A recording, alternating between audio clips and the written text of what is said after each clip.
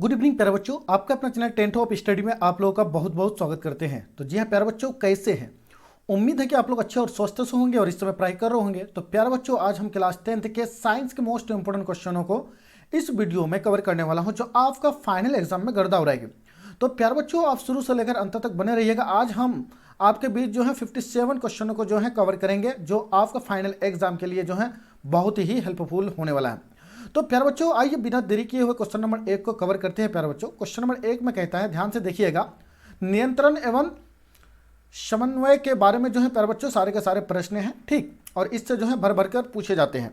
तो आइए question number 1 में क्या कहता है, देखिएगा कि अग्न्याशय से कौन सा हार्मोन स्रावित होता है। ठीक है, अग्न्याशय से कौन सा हार्मोन स्रावित होता है प्यारे बच्चों? तो ये जो होता है प्यारे बच्चों आपका क्या होता है, इंसुलिन होता है। ठीक है, तो आपका राइट आंसर क्वेश्चन नंबर 1 का डी हो जाएगा। आइए क्वेश्चन नंबर 2 पर चलते हैं। क्वेश्चन नंबर 2 में कहता है कि सजीव जीवधारियों द्वारा किस प्रकार की नाइट्रोजनी पदार्थ का उत्सर्जन होता है।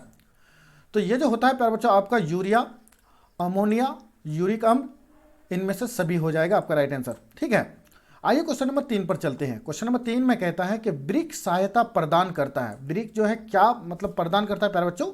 जो किडनी जो है वो क्या मतलब सहायता करता है? तो ये करता है प्यारे बच्चों आपका उत्सर्जन में सहायता करता है वृक्क। ठीक है, वृक्क को किडनी कहते हैं प्यारे बच्चों। ठीक है, आइए क्वेश्चन नंबर 4 पर चलते हैं प्यारे बच्चों। क्वेश्चन नंबर 4 में कहता है कि निम्नलिखित में से कौन मनुष्य का एक उत्सर्जी अंग नहीं है। मनुष्य का उत्सर्जी अंग नहीं है प्यारे बच्चों। उत्सर्जी जो है प्यारे बच्चों आपका अग्न्याशय जो है प्यारे बच्चों उत्सर्जी अंग नहीं है। बाकी जो उत्सर्जी अंग है, फेफड़ा भी उत्सर्जित करता है, वृक्क भी करता है और त्वचा भी करता है। वृक्क के बारे में तो अभी तो पढ़े प्यारे बच्चों। ठीक है, आइए क्वेश्चन नंबर 5 पर चलते हैं।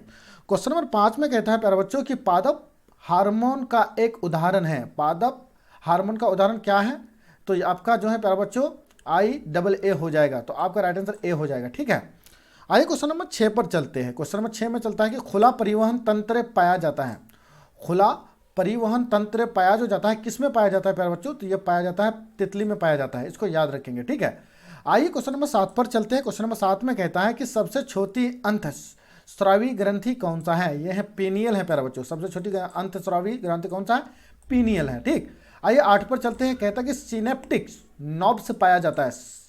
सिनोप्टिक नॉब से पाया जो जाता है प्यारे बच्चों कहाँ पाया जाता है? तो ये जो पाया जो जाता है आपका न्यूरॉन में पाया जाता है। सिनोप्टिक नॉब से पाया जाता है किसमें? न्यूरॉन में पाया जाता है, इसको याद रखेंगे। ठीक, आइए क्वेश्चन नंबर 9 पर चलते हैं। क्वेश्चन नंबर 9 में कहता है कि थायरोक्सिन हार्मोन के संश्लेषण में किसका होना आवश्यक है।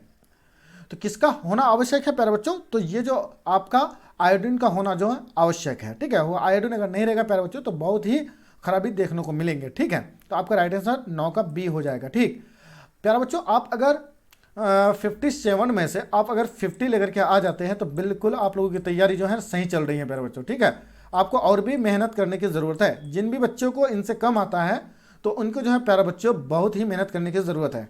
आइए क्वेश्चन नंबर 10 पर चलते हैं। क्वेश्चन नंबर 10 में कहता है कि फल पकाने वाला हार्मोन को क्या कहा जाता है। फल पकाने वाला हार्मोन को जो है एथिलीन कहा जाता है। क्या कहा जाता है? एथिलीन कहा जाता है। इससे पहले जो है प्यारे बच्चों इस प्रश्न को करा चुके हैं हम। ठीक, तो पिछले वीडियो में अगर आप देखे हैं तो आप बिल्कुल आसानी से जवाब दे देंगे। तो फल पकाने वाला हार्मोन को क्या कहा जाता है? तो इसको कहा जाता है एथिलीन कहा जाता है। क्या कहा जाता है? एथिलीन। 11 में कहता है कि मनुष्य के कपाल तंत्रिका की संख्या कितनी होती है। यानी मनुष्य के कपाल जो होता है उसमें जो तंत्रिका जो हड्डी जो होती है कितनी जुड़ी होती है? तो 12 जुड़ी होती है प्यारे बच्चों। ठीक है, आइए क्वेश्चन नंबर 12 पर चलते हैं। क्वेश्चन नंबर 12 में कहता है कि मस्तिष्क का कौन सा भाग गंध पहचानने का केंद्र है। मस्तिष्क का वो कौन सा भाग है जो गंध पहचानने के लिए केंद्र है? तो ये आपका हो जाएगा अग्र मस्तिष्क हो जाएगा, यानी आगे की मस्तिष्क हो जाएगा। ठीक है, आपका राइट आंसर बी हो जाएगा 12 का। वहीं पर चलते हैं 13 में कहता है कि मनुष्य के शरीर की सबसे बड़ी ग्रंथि कौन सा है। सबसे बड़ी ग्रंथि जो है प्यारे बच्चों मनुष्य के शरीर के अंदर कौन है? तो ये है आपका लीवर है प्यारे बच्चों। तो 13 का क्या हो जाएगा? ए हो जाएगा। ठीक है, आइए 14 पर चलते हैं। 14 में कहता है कि गवाइटर अथवा घेंगा पनपता है किन से? आयोडीन की कमी से पनपता है प्यारे बच्चों। ठीक, बिल्कुल ये इजी क्वेश्चन है।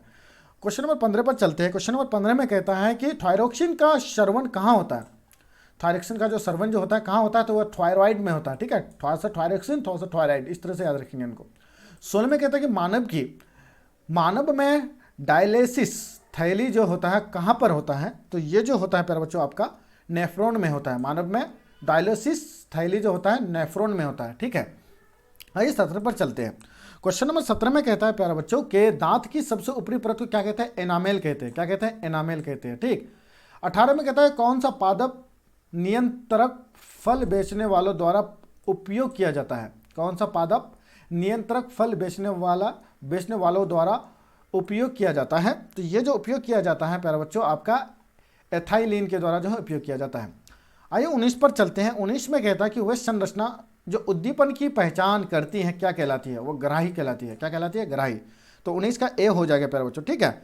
अब चलते हैं 20 पर। 20 में कहता है कि निम्नलिखित में से कौन सा एक अंतःस्रावी और बाह्य स्रावी ग्रंथि है? तो ये जो है अग्नाशय है, जो अंतःस्रावी अंदर भी है और बाहर भी है प्यारे बच्चों। ठीक है। तो इसको अग्नाशय कहते हैं। ठीक। आइए 21 पर चलते हैं। कौन सी अंतःस्रावी ग्रंथि वृक्क के दोनों ओर ऊपर स्थित होती है? यानी वृक्क जो होता है प्यारे बच्चों, दो वृक्क दो में होते हैं, तो इनके ऊपर जो रहता है प्यारे बच्चों क्या होता है? स्रावित जो होता है, तो उनके ऊपर स्थायी जो होती है तो वह कौन सा है? तो ये जो आपका हो जाएगा प्यारे बच्चों, आपका हो जाएगा कौन? एड्रीनल हो जाएगा। एड्रीनल। ठीक है। अंतःस्रावी ग्रंथि वृक्क के दोनों ओर ऊपर स्थित होती है। ठीक है। वो एड्रीनल है, जो दोनों ओर जो है उपस्थित होती है। ठीक है, ऊपर में।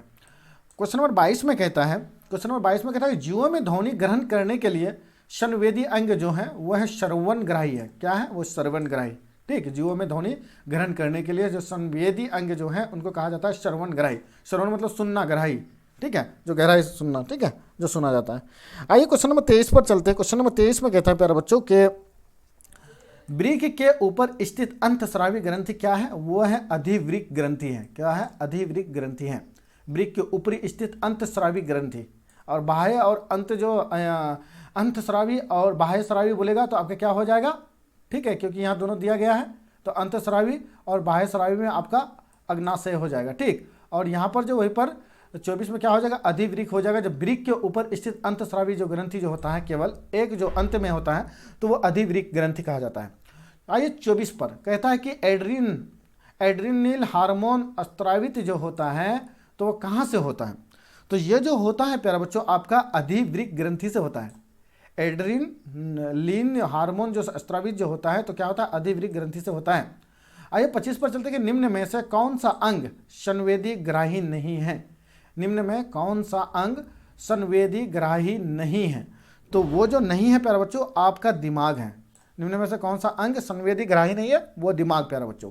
आई होप कि आप लोग समझ गए होंगे। प्यारे बच्चों अभी तक सब्सक्राइब चैनल को नहीं किए हैं तो सब्सक्राइब कर दीजिए। 26 में कहता है कि मरुरज्जु निकलता जो है, मरुरज्जु जो निकलता है प्यारे बच्चों वो कहाँ से निकलता है?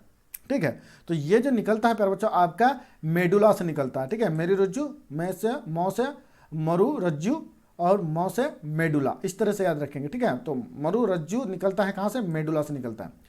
आइए 27 नंबर पर चलते हैं। निम्न में से कौन सा गैसीय अवस्था में पाया जाता है? जो गैसीय अवस्था में जो पाया जाता है तो वो किसको पाया जाता है? ये पाया जाता है एथाइलिन को पाया जाता है। एथाइलिन को जो है कौन सा गैसीय अवस्था में पाया जाता है, और इसमें जो है प्यारे बच्चों ये गैस में ही रहता है एथाइलिन। ठीक है, जो गोबर से गैस बनाने का कार्य करती है। ठीक है, एथाइलिन ही है। आइए क्वेश्चन नंबर 28 पर चलते हैं। क्वेश्चन नंबर 28 में कहता है कि निम्नलिखित में से कौन सा पादप हार्मोन है? पादप हार्मोन है, और वहाँ क्या बोला था? पादप हार्मोन नहीं है। तो ये तीनों जो है इंसुलिन, एस्ट्रोजोन, थायरोक्सिन जो है ये पादप हार्मोन नहीं है। और यहाँ कहता है कि पादप हार्मोन है तो ये आपका हो जाएगा साइटोकाइनिन हो जाएगा। ठीक है। 29 में कहता है कि दो तंत्रिका कोशिका के मध्य खाली स्थान को क्या कहते हैं? अथवा दो न्यूरॉन के संपर्क के बिंदु को क्या कहते हैं? देखिए दो प्रश्न इसमें है। एक है दो तंत्रिका जो होता है कोशिका के मध्य खाली स्थान को क्या कहते हैं, अथवा दो न्यूरॉनों की संपर्क बिंदु को क्या कहते हैं? संपर्क बिंदु को क्या कहते हैं? तो संपर्क बिंदु को जो कहते हैं प्यारे बच्चों आपका सिनेप्टिक दरार, ठीक है, सिनेप्स कहते हैं। तो आपका राइट आंसर बी हो जाएगा। आइए क्वेश्चन नंबर 30 पर चलते हैं। क्वेश्चन नंबर 30 में कहता है कि मस्तिष्क से उत्तरदायी जो है, मस्तिष्क से उत्तरदायी किस किस के लिए है प्यारे बच्चों? तो ये आपका हो जाएगा सोचने के लिए, हृदय संपन्न क्या हो जाएगा? स्पंदन के लिए, शरीर का संतुलन बनाने के लिए, उपर्युक्त में से सभी हो जाएगा। आइए क्वेश्चन नंबर 31 पर चलते हैं कि बहुकोशिकीय जीवों में निम्नलिखित में से किस प्रकार का समन्वय पाया जाता है? तो ये जो पाया जो जाता है प्यारे बच्चों आपका जो रासायनिक समन्वय पाया जाता है, तंत्रिका समन्वय पाया जाता है। ठीक है, उपर्युक्त में दोनों पाया जाता है। आपका राइट आंसर सी हो जाएगा। क्वेश्चन नंबर 32 पर चलते हैं। क्वेश्चन नंबर 32 में कहता है कि तंत्रिका कोशिका कितने प्रकार की होती है? तंत्रिका कोशिका जो है कितने प्रकार की होती है? ये 3 प्रकार की होती है। प्रतिवर्ती चाप कहाँ बनते हैं? प्रतिवर्ती चाप कहाँ बनते हैं? तो ये जो बनते हैं प्यारे बच्चों आपका मेरु रज्जु में बनते हैं, ठीक है, प्रतिवर्ती, ठीक है, मेरु रज्जी, ठीक है, कहाँ बनते हैं, कहाँ से बनते हैं, तो प्रतिवर्ती से। अब प्रतिवर्ती चाप कहाँ से बनते हैं, तो मेरु रज्जु। इस तरह के प्रश्न आपको पूछे जाएंगे प्यारे बच्चों, ठीक है, पूछे जा सकते हैं। 34 में कहता है कि शरीर की प्रधान नियंत्रक ग्रंथि किसे कहा जाता है। प्रधान जो होता है, जो नियंत्रक, जो कंट्रोल जो करता है, ग्रंथि कहाँ पाया जाता है, तो ये जो ग्रंथि पाया जो जाता है प्यारे बच्चों आपका, ठीक है, पीयूष ग्रंथि में पाया जाता है। कहाँ पर, पीयूष ग्रंथि में पाया जाता है, ठीक है। शरीर के प्रधान नियंत्रक ग्रंथि जो है कहाँ, पीयूष ग्रंथि में पाया जाता है। 35 में कहता है कि अंतःस्रावी ग्रंथियाँ जो होती हैं तो वो कैसी होती है प्यारे बच्चों, ये जो होती है प्यारे बच्चों आपका नलिका विहीन होती है। तो आपका राइट आंसर 35 का ए हो जाएगा। आइए क्वेश्चन नंबर 36 पर चलते हैं। क्वेश्चन नंबर 36 में कहता है कि लैंगर हैश की दीपिकाएँ पाई जो जाती है तो कहाँ पाई जाती हैं, तो ये जो पाई जाती है प्यारे बच्चों आपका अग्न्याशय में पाई जाती है। तो आपका 36 का क्या हो जाएगा, डी हो जाएगा। 37 में कहता है कि निम्नलिखित में से किसे बर्थ हार्मोन कहा जाता है। तो बर्थ हार्मोन जो पाया जाता है प्यारे बच्चों आपका ऑक्सीटोसिन में पाया जाता है। 38 में निम्नलिखित में से कौन सा पुरुष हार्मोन है, कहता है कि कौन सा पुरुष हार्मोन है। लेडीज हार्मोन जो है, महिला हार्मोन जो होता है वो अलग होता है और पुरुष हार्मोन अलग होता है प्यारे बच्चों। निम्नलिखित में कौन सा पुरुष हार्मोन है, तो ये हार्मोन जो आपका हो जाएगा आपका सी हो जाएगा प्यारे बच्चों, आपका क्या हो जाएगा, टेस्टोस्टेरोन हो जाएगा। क्या हो जाएगा, टेस्टोस्टेरोन हो जाएगा, ठीक है। तो आपका राइट आंसर सी हो जाएगा। 39 में चलते हैं कि पत्तियों का मुरझाना किस पादप हार्मोन के कारण संभव हो पाता है।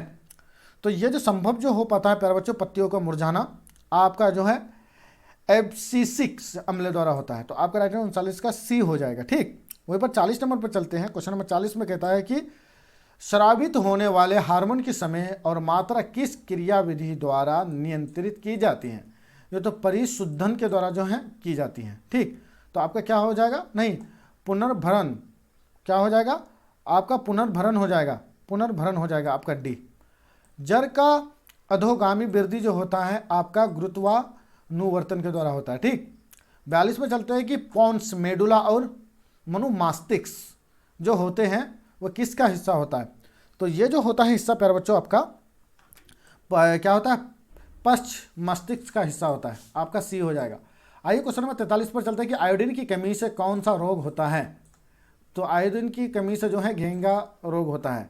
45 में कहता है कि मस्तिष्क का कौन सा भाग शरीर के स्थिति तथा संतुलन को अनुरक्षण करता है। मस्तिष्क का कौन सा भाग है जिसका जो शरीर की स्थिति तथा संतुलन का अनुरक्षण करता है, ठीक है प्यारे बच्चों, जो देखभाल करता है, ठीक, कंट्रोल करता है, ठीक है, ठीक। तो क्वेश्चन नंबर 45 का राइट आंसर जो हो जाएगा आपका सी हो जाएगा, जो अनुमस्तिष्क हो जाएगा।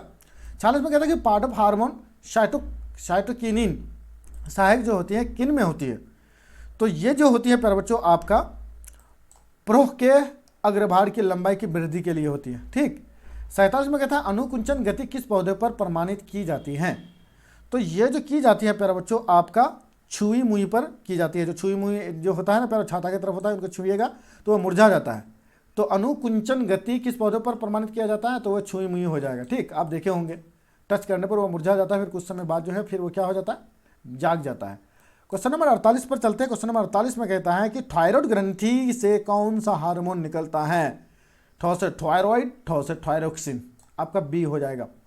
49 में कहता है कि इंसुलिन की कमी के कारण कौन सा रोग होता है। इंसुलिन की कमी के कारण कौन सा रोग होता है प्यारे बच्चों, तो ये जो होता है आपका जो होता है प्यारे बच्चों आपका मधुमेह होता है। इंसुलिन की कमी से क्या होता है, मधुमेह। और बेरी विटामिन बी के कमी से, विटामिन सी की कमी से कौन सी होती है, कमेंट सेक्शन में जवाब दीजिए। क्वेश्चन नंबर 50 में कहता है कि खोपड़ी के अग्र सिरे पर स्थित न्यूरॉन को शरीर के विभिन्न भागों से प्राप्त होता है। तो वो क्या प्राप्त होता है, ये जो प्राप्त होता है प्यारे बच्चों आपका संकेत प्राप्त होता है। आपका राइट आंसर सी हो जाएगा। क्वेश्चन नंबर 51 में कहता है कि ऑटो ग्रंथि को थायरोक्सिन हार्मोन बनाने के लिए जो आवश्यक जो है वो क्या आवश्यक है, तो ये आवश्यक आपका हो जाएगा आयोडीन हो जाएगा।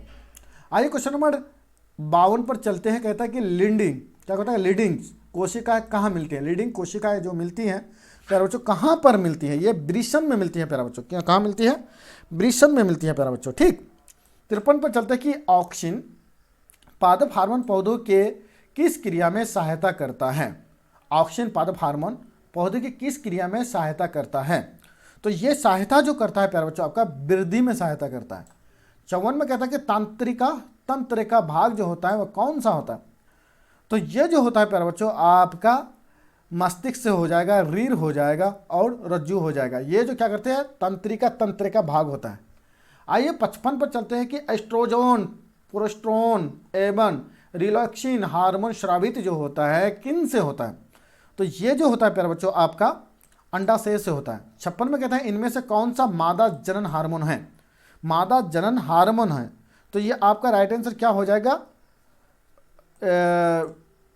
प्रोजेस्टेरोन भी हो जाएगा, इसके बाद एस्ट्रोजन हो जाएगा, ठीक है, एस्ट्रेडियोल हो जाएगा, इनमें से सभी हो जाएगा। ठीक है, तीनों का तीनों हो जाएगा, मादा जनन हार्मोन है ये सब। ठीक, 57 में कहता है निम्नलिखित में कौन सा हेटेरोक्राइन ग्रंथि है। हेटेरोक्राइन ग्रंथि है तो ये जो है ब्रीसन हेटेरोक्राइन ग्रंथि है प्यारे बच्चों। आई होप कि आप लोगों को ये वीडियो अच्छी लगी है। अगर अच्छी लगी है तो प्यारे बच्चों सब्सक्राइब करने में कुछ नहीं जाता है सब्सक्राइब करने में, तो इसलिए सब्सक्राइब कर दीजिए ताकि आपका अगला नोटिफिकेशन जल्दी से मिल जाए। तो नेक्स्ट वीडियो आपको मॉर्निंग में मिलेगी प्यारे बच्चों। इसी तरह का लेटेस्ट वीडियो देखने के लिए आप लोगों का बहुत बहुत धन्यवाद।